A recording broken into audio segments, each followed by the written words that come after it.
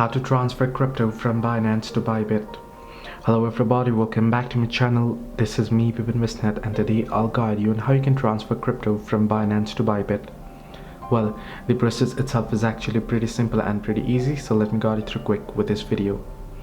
In order to transfer crypto from the Binance to ByBit, what you want to do is first open up ByBit and log into your account that you wish to transfer the crypto to.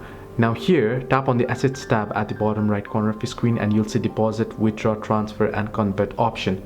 Since you want to transfer it to ByBit, you want to tap on Deposit tab. Once you tap on Deposit here, you can see Deposit Crypto. You want to tap on it and then you can select the particular crypto that you would like to deposit. So once you tap on it, you'll be able to choose chain and you should get the address here. So as you can see here, I've not verified, but once you have verified, you'll be able to get the address code here.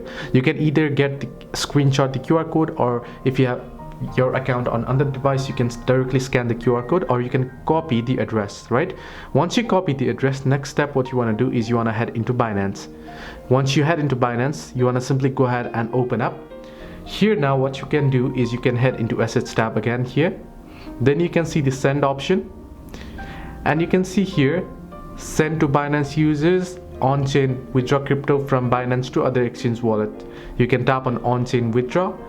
Then here you can search the particular coin that you would like to send, and then you can see send via crypto network. You can tap on it and then you'll have to paste in the address that you copied from ByBit here, then the network and the withdraw amount that you would like to send, and then you'll be able to transfer. This is how you can transfer your crypto from Binance to ByBit. Hope this video helped you. Do like and subscribe, and do not forget to leave a comment down below if you have any further issues.